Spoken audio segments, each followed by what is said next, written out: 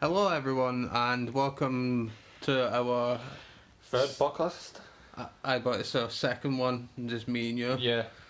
And I know it's a little bit late, but we're going to be talking about, the Rumble, what happened at the Rumble and the aftermath and stuff like that. And the build up to WrestleMania. So, let's just kick it off with, did you think it was a good pay-per-view?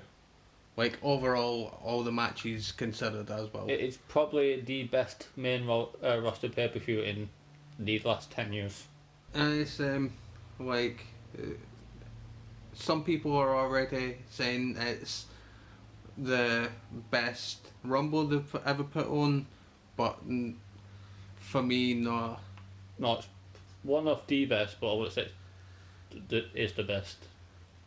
Nah, like, the Brock Lesnar thing did go on for a little bit too long. And they used the wrong superstars. They did. But I didn't mind who eliminated them in the end. Yeah.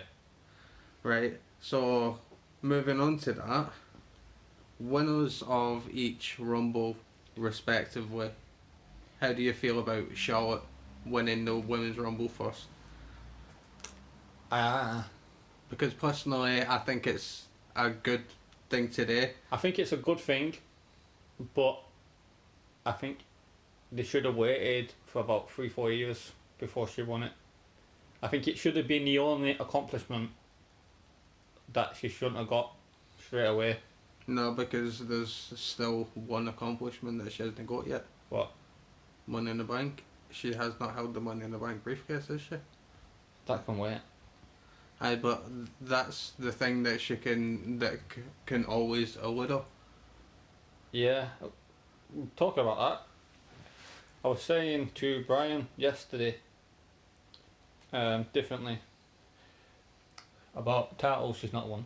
We know she's not won the female tag team titles, but she won't go after them. I was saying, why doesn't she go after the NXT women's title? She's already held it before. You're on about thinking about titles that she hasn't held. She's held the NXT Women's Championship. I meant the UK one. Because she's gonna go for the UK NXT UK Championship at WrestleMania. Elevate the UK brand as well. Go on, do it. No. They've not got the right star power right now to actually have that. No, they don't. They got Kaylee Ray as the champion, who is basically a Riho champion, who just gets sneaky victories. Yeah, fucking roll-ups. Yep, it's fucking stupid, but that's the way wrestling goes these days, apparently. Roll-up victories are the new end thing. Which in your submission? Oh, it's the pin, 1, 2, 3. Yeah, no, it's the most devastating move in all of wrestling, the roll-up. Oh, no. I thought you were going to say the end of days then, because that is. No, and then you go quiet. No, I'm trying to think of how to say it. The only reason I don't agree with Charlotte winning is because I always feel like the Rumble should be used to make a new star. Elevate a new star. And Charlotte's already the top woman in WWE. She didn't need it. Aye, but you can say that about last year's winner as well, Becky. Because she didn't need it either. I'll say every fucking year with everybody that Seth Rollins shouldn't have won the men's Rumble last year. I'll say it. I'm glad fucking Roman didn't win it this year. He doesn't need it. He does. Because he's been out of the title picture for so long. But he doesn't need the Rumble win to elevate him. Drew did. Nah, that's true. Reigns is still being talked about to face the Fiend at Mania. If Drew didn't win the Rumble, would Drew be talked about facing Lesnar? Probably not. No. Charlotte would still be in the title picture. She always fucking is. Well, she is again, isn't she? Fucking give us fucking could have had Carmella, who's been out the title picture since 2018. Bliss has been out the title picture since around that time. Yeah, I would have minded if they even gave it to a returning legend or something. If they had a returning legend having a long run like they did with Edge. They had Edge lasting till the final three from coming out at 21. That's fantastic. After Yeah. coming back for injury for 10 years. 9. Well, 9, but no, because 2011 he retired. Well, you're thinking 10 years because of the injury he returned to at the 2010 Rumble. well, he done it then, and they won the Rumble from the number 29 spot, was it? Because I'm pretty sure Batista was 30, wasn't he? Was he not 28? 28, 29, one of them two. Well, I'd say he done one better this time, but he actually won the full thing the last time. But this time he actually looks so much better. I'll also say It looks like the 2005-2006 era kind of Edge. he's the pop he got when his music hit. Aye. Like everybody had the rumours that he was meant to come back, and but nobody actually thought it was actually come back.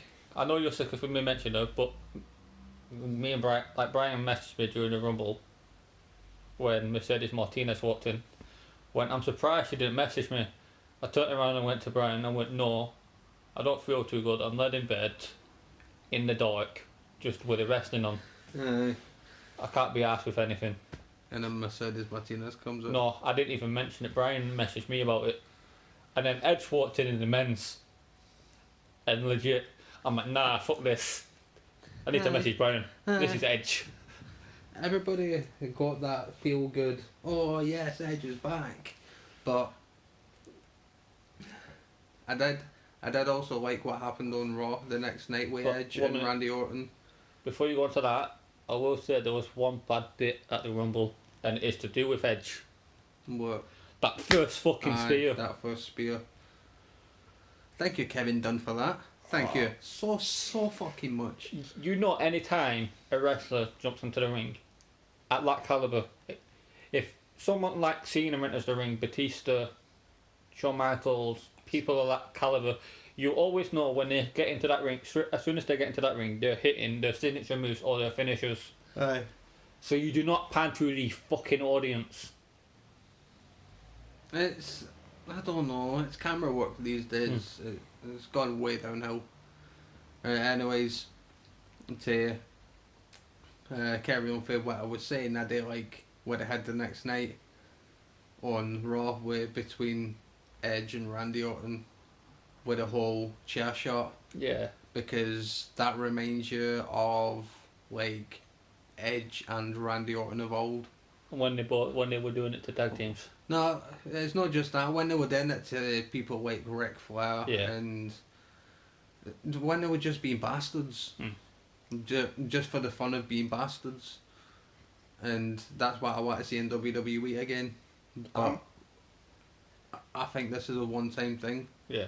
For this kind of violence, I hope it's not. I think it needed it. I will say this: as much as we've gone off Randy Orton because he has become very, very stale. He was brilliant in that segment. He was.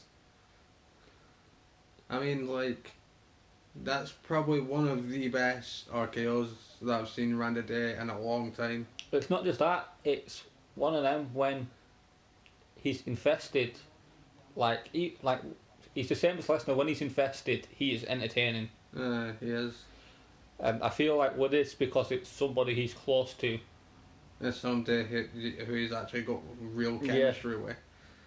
I feel like it could work and actually bring Orton back to a different level. It could. Right, but that's basically the Rumble wrapped up as a whole. Yeah, what was your favourite? Apart from the Rumbles, what was your favourite match at the Rumble? I don't really remember any other matches because the Rumbles were that good. I'll say one, which you'll probably remember as soon as I say it. What did you make of Wyatt versus Bryan? Didn't really like it, to be honest. But I'll say this, it was the best Fiend match so far. Yes, but that is only because we actually got to fucking see it. And because it wasn't red. And the rest of them was shit. The rest of them was shit. No, but I hate saying it. I do remember one other match. I hate saying that it's entertaining because it's Baron fucking Corbin. Or But that street fight was actually really fucking good. Then you had Lacey Evans versus Bayley. But there's one thing that I don't agree with during that match, right? It's Baron Corbin versus Roman Reigns, right? But like when the Usos came out to help, it started panning away from them two, just so I could go to the Usos and Rudolph fighting. What's the fucking point? They're in the part of that match, are they? Yeah.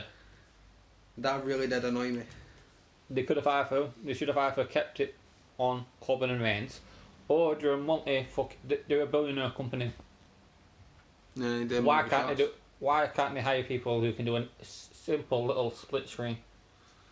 They usually do during like the pre-shows and shit, but I think they're actually just saving it for the pre-shows, which is fucking annoying. Then we had Bayley versus Lacey Evans, which was a shit match. Yeah, that was shit. We had Becky versus Asuka, which was a shit match. We're getting that again, by the way. Oh, why? We don't need that again. Yeah, I agree with that.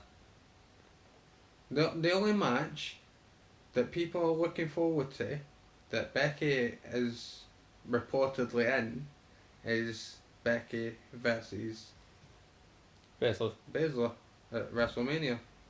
If it happens, I hope it fucking happens. I hope Ronda Rousey doesn't come back and fucking ruin it. Or if we get another female match at Saudi, would you have Shayna versus Becky at Saudi, Shayna win that, and we have Shayna versus Charlotte? No, I think I'd rather have... I'd rather see the NXT title on. Both NXT titles defended on Mania. I think they will be, because they're not in a takeover before Mania this year. They are. Are they? No, I'm pretty sure they are. I'm pretty sure they're doing it after. Oh, they're doing it before. Well, I checked all the listings earlier to find out why we weren't getting the Fastlane, and it's because we're getting Super Showdown. Well, still, even with that, right, you'll still see excellent matches at WrestleMania, even if they are like defended the night before. Yeah. And on the big stage. We're so at SummerSlam. We'll still have SummerSlam. I know. No, not SummerSlam. Survivor Series. Survivor Series. I knew what I meant. I should have corrected you, but I'm too tired right now. But we've got what? 4 pit. You've got Takeover Portland, Super Showdown, Elimination Chamber, Takeover just before Mania, and then Mania.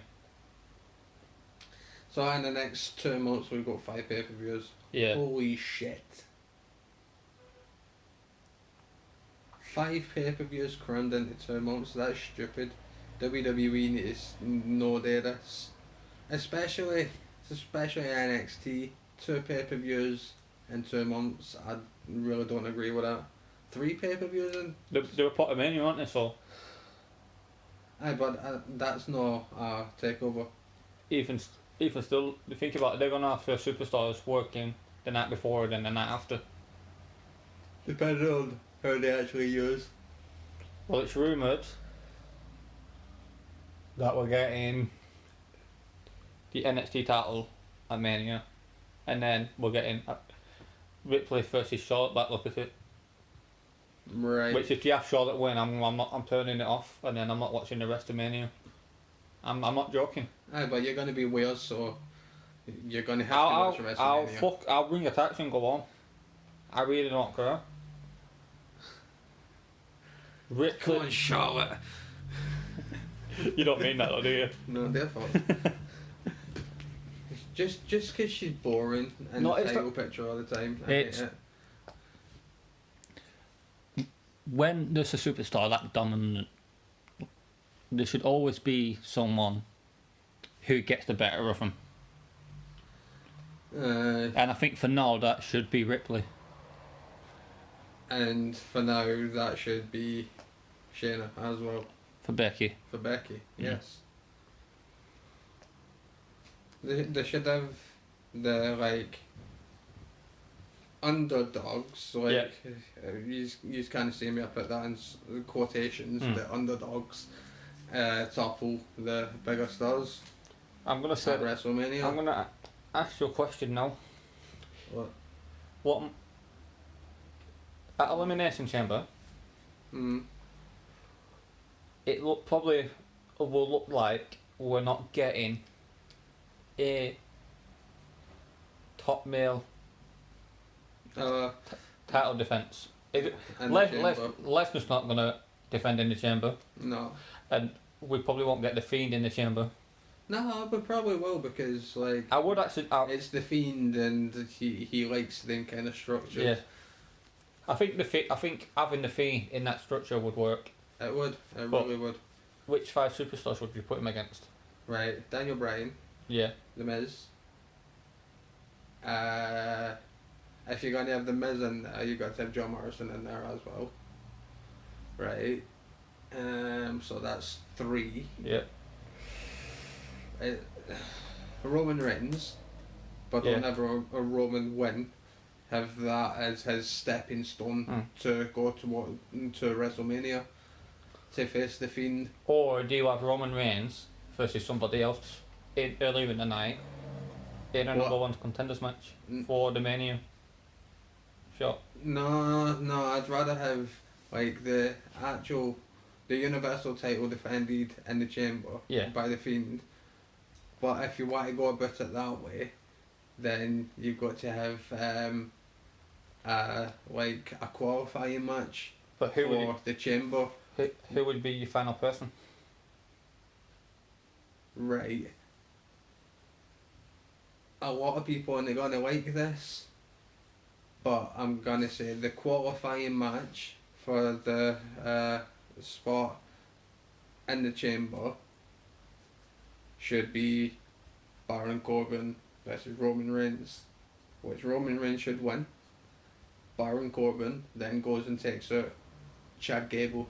Yeah. Say he goes and takes out Chad Gable, and then gets put into the Chamber instead, and then you got your final person, haven't you? Baron Corbin. But I also just to screw over. I also Roman have Reigns. a feeling with WWE, Sheamus will be in that match somewhere. No, Sheamus won't be in that match.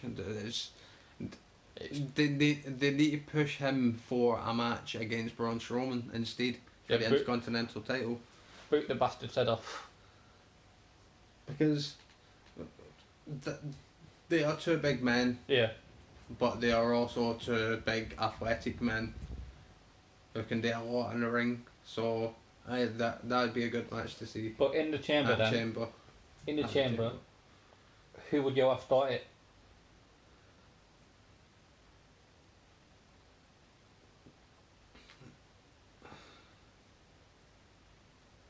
Now, if you have the Fiend in that match, Baron Corbin and the Fiend should start. The Fiend should start that match no matter what. The Fiend should run through everybody in that match. I think it should be one of them where, do you know, like in the match where he shows like, oh, he's hurting a bit, and then out of nowhere he pops up.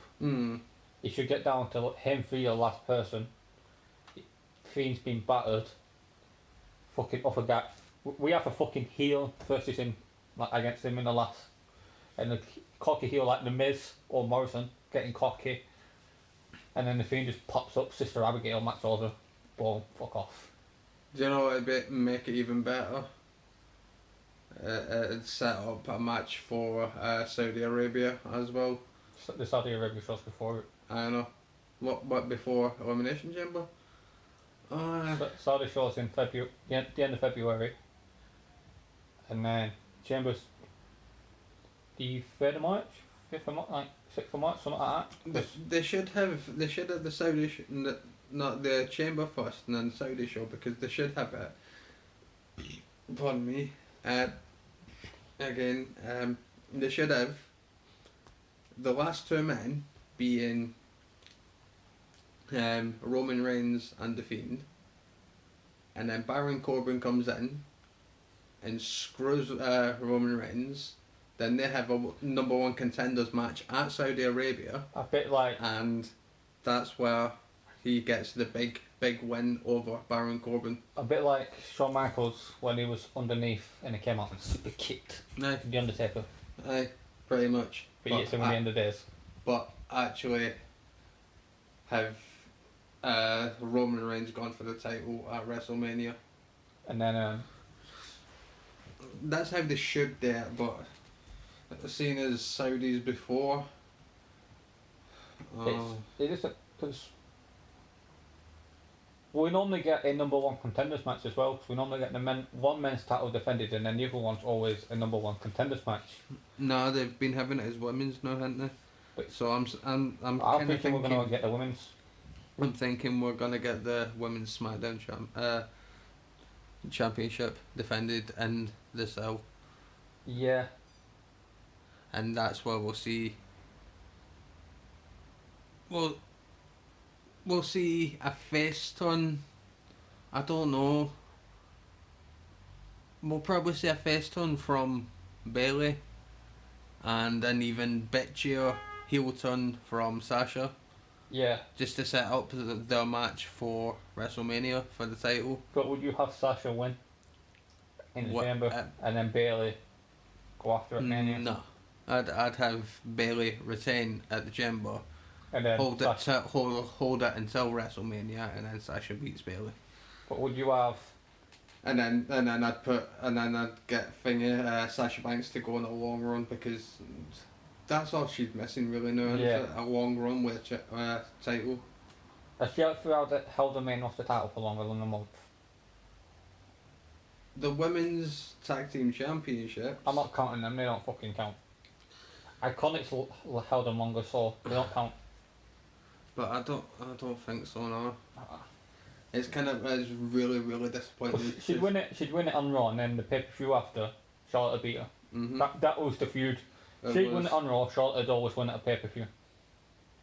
It's fucking bullshit. Anyways, we've been ranting for fucking ages now. One more question before we go for you, Right. and it's regarding Edge. Right. After his match with Orton, do you reckon they should throw him straight back into the title picture straight away, or build him slowly? And build him, because apparently this deal that he's signed now is an in-ring action for at least 3.5 years. This 3.5 years you can use a year and a half to 2 years to build them and rebuild them back up. In that time you can see if he's going to work better as a babyface or a heel. At this moment in time, babyface all day long, but They should do what they did with Brian. Babyface to return a year down the line, heel. yeah, that would be brilliant. And Because Edge Edge is a brilliant heel. Edge is a career heel. Mm. I don't think I've ever actually seen him face. The other- Actually, the- not the like other- early 2000s, like 2001, 2002, he was face. I forgot about Yeah, that. when they were tag teams Mm. with Christian. But that's only because they were a fan favourite That's tag true. team. But yeah, I think bring him back, keep him as a face, Mm. and then have him turn heel. Do you know what I'd like more than that? I'd keep him as a face, like for the remainder of his career now. I'd have him helping Christian, like working with Christian, like getting him back to ring in action, Yeah. and then you have Christian turn on Edge. Or you have a joke, the funny side, and you have him work with Zack Ryder and Fucking Kurt Hawkins, get the fucking what were they called again? I can't remember what they the were Edge called. Heads, The Edgeheads. That's the ones. and try and get them back to winning ways. It was basically a rated R faction because you also had Chavo in there with Vicky. But I'm saying if you get him working with them two, No, we're not going to reintroduce fucking Vicky Guerrero No, to fuck that. WWE. no, fuck that. No, but Jesus say Christ, you have him work, headache every fucking SmackDown. say you have him work with Hawkins and Ryder. Do you know, like, when another person is being mentored by an older superstar, they take some of their arsenal. Right. I'm not around about the same age though. Yeah, I know, but I'm not saying like fucking they take Eddie's spear. But do you know, like, he's fucking like DDT and shit like that. They take up some of his moves. No. What would be even better is a fucking Edge adopted the broski bit, and then why you just see Edge in the corner. Ooh. Fucking broski bit out of nowhere. You know it. You got a message off your girlfriend? I don't got no message. It's just fucking hell. Safi a woman, innit? It's off the bitches. Off the bitches. Bitches minus about fucking 50. And that was only 10. Who do you reckon Edge should face after Owen? I don't know. That's thinking a bit too far ahead right now. I've not watched Raw or SmackDown properly in fucking ages, so I don't know who I could have a new food with. I'm hoping for a match at WrestleMania versus AJ Styles because that would be fucking fantastic. I think that'll come out of it. But no for WrestleMania. It'll be somebody else for WrestleMania. He's gonna face Orton at Mania. Nah. No, get this out of the way at Saudi. Nah, they won't. Nah. I'm thinking if they don't have Roman Reigns going for the title, they'll have Reigns against Edge. Nah. It'll be Spear versus Spear. Fucking shit match. Right, but it'll be Spear versus Spear. Who's got the better spear in the company? Because at the moment, he's undeclared. Don't know what brand he's on. Look like he's going to be a Raw superstar. Maybe. I hope no, because when you mention Edge, you associate him with SmackDown. Yeah. He's a SmackDown superstar. He was one of the SmackDown 6. Yeah, exactly. Do you know the Get him on SmackDown, please. After this match with Randall Keith, get him on SmackDown. Do you know how they had all the big names on Raw back in the day, and he had the SmackDowns? SmackDown got Kurt Angle, Eddie Guerrero, Chris Benoit, Edge, Brock Lesnar, and they had the SmackDown 6 as they went on, and they turned around. Eddie was one of them. I'm pretty sure it was. I said Eddie. And I'm half asleep right now. We've been recording for how long? About half an hour. It feels like longer than half an hour. No, but we back in the day that the SmackDown 6 wanted to prove that SmackDown was the better show, and back in the day SmackDown was better than Raw. How many times do you need to say back in the day? Back in the day, Jesus back in the day. Christ, we're on Jeremy Kyle. Mate, I'm old at it, but it's back in the day. Back in there. Back in the day, like fucking 16, 17 years ago. It's back in the day. Right, anyways, we're finishing up now because I've got a headache and I'm tired. Oh, shut your fucking mouth before I get you in a DDT. A hammer or DDT. Fuck that. Too tired. Fuck that, so tired. I'll still get you in one.